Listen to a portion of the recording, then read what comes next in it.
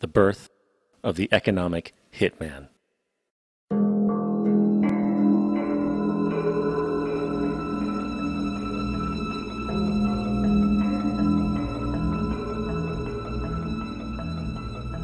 We economic hitmen really have been the ones responsible for creating this first truly global empire. And we work many different ways.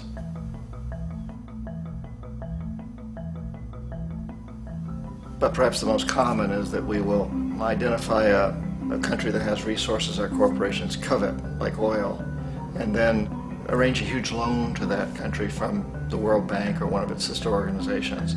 But the money never actually goes to the country. Instead, it goes to our big corporations to build infrastructure projects in that country, power plants, industrial parks, ports, things that benefit a few rich people in that country, in addition to our corporations, but really don't help the majority of the people at all. However, those people, the whole country is left holding a huge debt. It's such a big debt they can't repay it, and that's part of the plan, that they can't repay it. And so at some point, we economic hitmen go back to them and say, listen, you owe us a lot of money, can't pay your debt, so sell your oil real cheap to our oil companies. Allow us to build a military base in your country, or send troops in support of ours to someplace in the world like Iraq, or vote with us on the next UN vote. To have their electric utility company privatized and their water and sewage system privatized and sold to U.S. corporations or other multinational corporations. So there was that whole mushrooming thing, and it's so typical of the way the IMF and the World Bank work, that you put a country in debt, it's such a big debt it can't pay it, and then you offer to refinance that debt and pay even more interest. And you demand this quid pro quo, which you call a conditionality or good governance, which means basically that they've got to sell off their resources, including many of their social services, their utility companies, their school systems sometimes, their penal systems, their insurance systems, to foreign corporations. So it's a double, triple, quadruple whammy. The precedent for economic hitmen really began back in the early 50s when democratically elected Mossadegh, who was elected in Iran. He was considered to be the hope for democracy in the Middle East and around the world. He was Time Magazine's Man of the Year. But one of the things that he'd run on and began to implement was the idea that foreign oil companies needed to pay the Iranian people a lot more for the oil that they were taking out of Iran. The Iranian people should benefit from their own oil. Strange policy. We didn't like that, of course. But we were afraid to do what we normally were doing, which was to send in the military. Instead, we sent in one CIA agent, Kermit Roosevelt, Teddy Roosevelt's relative. And Kermit went in with a few $1 million and was very, very effective and efficient. And in a short amount of time, he managed to get Mossadegh overthrown and brought in the Shah of Iran to replace him, who always was favorable to oil. And it was extremely effective. Mobs overflow Tehran. Army officers shout that Mossadegh has surrendered and his regime as virtual dictator of Iran is ended. Pictures of the Shah are paraded through the streets as sentiment reverses. The Shah is welcomed home. So back here in the United States, in Washington, people looked around and said, wow, that was easy and cheap. So this established a whole new way of manipulating countries, of creating empire. The only problem with Roosevelt was that he was a card-carrying CIA agent, and had he been caught, the ramifications could have been pretty serious. So very quickly at that point, the decision was made to use private consultants to channel the money through the World Bank or the IMF or one of the other such agencies, to bring in people like me who worked for private companies, so that if we got caught, there would be no governmental ramifications.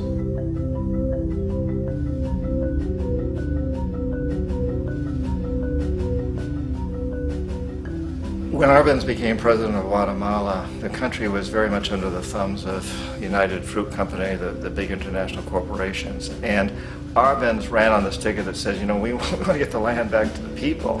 And once he took power, he was implementing policies that would do exactly that, give land rights back to the people. United Fruit didn't like that very much.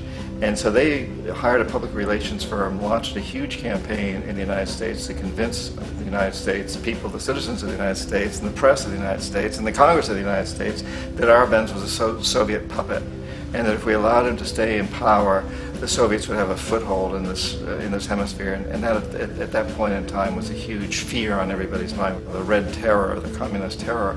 And so, to make a long story short, out of this public relations campaign came a commitment on the part of the CIA and the military to take this man out. And in fact, we did. We sent in planes, we sent in soldiers, we sent in jackals, we sent everything in to take him out, and did take him out. And as soon as he was removed from office, the new guy that took over after him basically reinstated everything to the big international corporations, including United Fruit.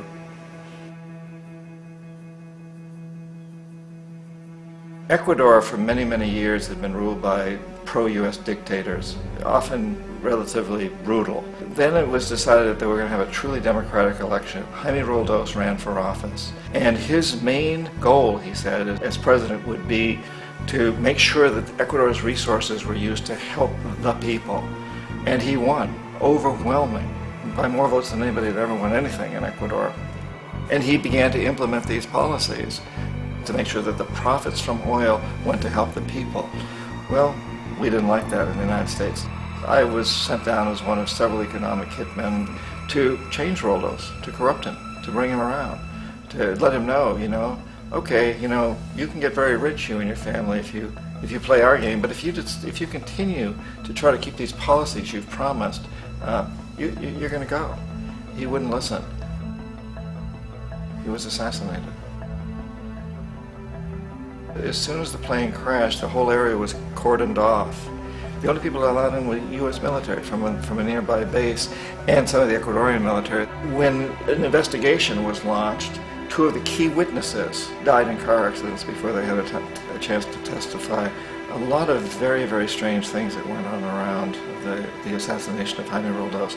I, like most people who've really looked at this case, have absolutely no doubt that it was an assassination. And of course, in my position as an economic hitman, I was always expecting something to happen to Jaime, whether it be a coup or assassination, I wasn't sure, but that he would be taken down because he was not being corrupted. He would not allow himself to be corrupted the way we wanted to corrupt him. Omar Torrijos, president of Panama, was one of my favorite people. I really, really liked him. He was very charismatic. He was a guy who really wanted to help his country.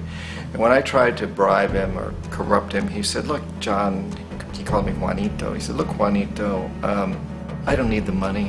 What I really need is for my country to be treated fairly. I need for the United States to repay the debts that you owe my people for all the destruction you've done here.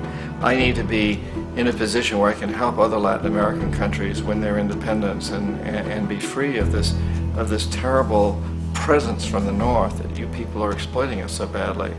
I need to have the Panama Canal back in the hands of the Panamanian people. That's what I want.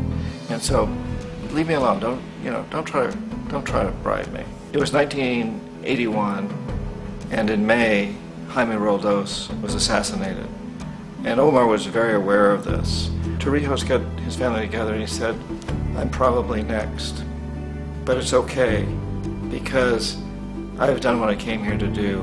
I've renegotiated the canal. The canal will now be in our hands. He just finished negotiating the treaty with Jimmy Carter. In June of that same year, just a couple of months later, he also went down in an airplane crash, which there's no question was executed by CIA-sponsored jackals. Tremendous amount of evidence that one of Torrijos' security guards handed him at the last moment as he was getting on the plane a tape recorder, a small tape recorder that contained a bomb.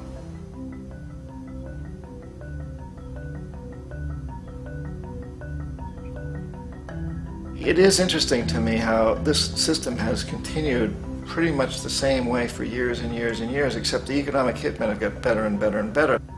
Then we come up with, very recently, what happened in Venezuela. In 1998, Hugo Chavez gets elected president, following a long line of presidents who had been very corrupt and basically destroyed the economy of the country.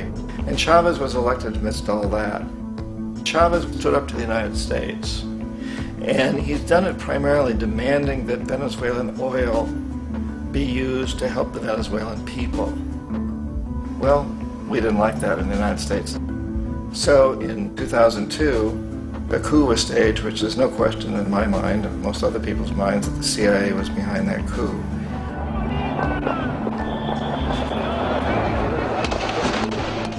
The way that that coup was fomented was very reflective of what Kermit Roosevelt had done in Iran, of paying people to go out into the streets, to riot, to protest, to say this Chavez is very unpopular.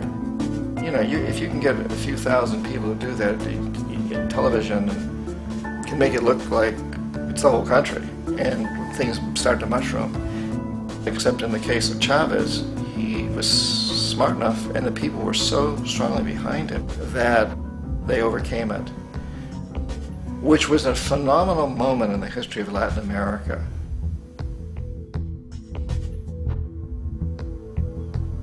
Iraq actually is a perfect example of the way the whole system works. So we economic hitmen are the first line of defense. We go in and we try to corrupt governments and get them to accept these huge loans, which we then use as leverage to basically own them.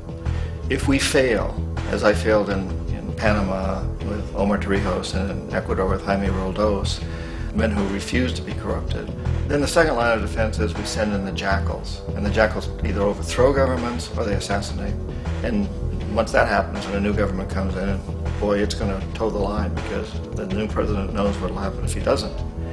In the case of Iraq, both of those things failed. Economic hitmen were not able to get through to Saddam Hussein. We tried very hard. We tried to get him to accept a deal very similar to what the House of Saud had accepted in Saudi Arabia, but he wouldn't accept it. And so the jackals went in to take him out. They couldn't do it. His security was very good. After all, he had one time worked for the CIA. He'd been hired to assassinate a former president of Iraq and failed, but he knew the system. So in '91, we send in the troops and we take out the Iraqi military. So we assume at that point that Saddam Hussein is going to come around. We could have taken him out, of course, at that time, but we didn't want to. He's the kind of strong man we like. He controls his people. We thought he could control the Kurds and keep the Iranians in their border and keep pumping oil for us. And then once we took out his military, now he's going to come around. So the economic hitmen go back in the 90s without success. If they'd had success, he'd still be running the country. We'd be selling him all the fighter jets he wants and everything else he wants. But they couldn't. They didn't have success. The jackals couldn't take him out again, so we sent the military in once again, and this time we did the complete job and took him out, and in the process created for ourselves some very, very lucrative construction deals. We had to reconstruct a country that we'd essentially destroyed, which is a pretty good deal if you own construction companies, big ones. So, you know, Iraq shows the three stages. The economic hitmen failed there, the jackals failed there, and as a final measure, the military goes in. And in that way, we've really created an empire, but we've done it very, very subtly. It's clandestine. All the empires of the past were built on the military, and everybody knew they were building them. So the British knew they were building them, the French, the Germans, the Romans, the Greeks. And they were proud of it, and they always had some excuse, like spreading civilization, spreading some religion, something like that. But they knew they were doing it. We don't. The majority of the people in the United States have no idea that we're living off the benefits of a clandestine empire, that today there's more slavery in the world than ever before. And then you have to ask yourself, well, if it's an empire, then who's the emperor? Obviously, our presidents of the United States are not emperors. An emperor is someone who's not elected, doesn't serve a limited term, and doesn't report to anyone, essentially. So you can't classify our presidents that way. But we do have what I consider to be the equivalent of the emperor, and it's what I call the corporatocracy. The corporatocracy is this group of individuals who run our biggest corporations, and they really act as the emperor of this empire. They control our media, either through direct ownership or advertising. They control most of our politicians because they finance their campaigns, either through their corporations or through personal contributions that come out of the corporations. They're not elected, they don't serve a limited term, they don't report to anybody.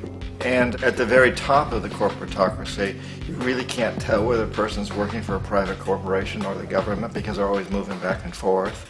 So, you've got a guy who one moment is the president of a big construction company like Halliburton, and the next moment he's vice president of the United States, or the president who is in the oil business. And this is true whether you've got Democrats or Republicans in the office. You have the moving back and forth through the revolving door. And in a way, our government is invisible a lot of the time, and its policies are carried out by our corporations on one level or another.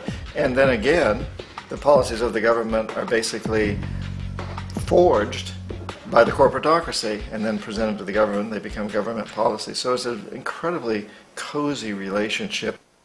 This isn't a conspiracy theory type of thing. These people don't have to get together and plot to do things. They all basically work under one primary assumption, and that is that they must maximize profits regardless of the social and environmental costs.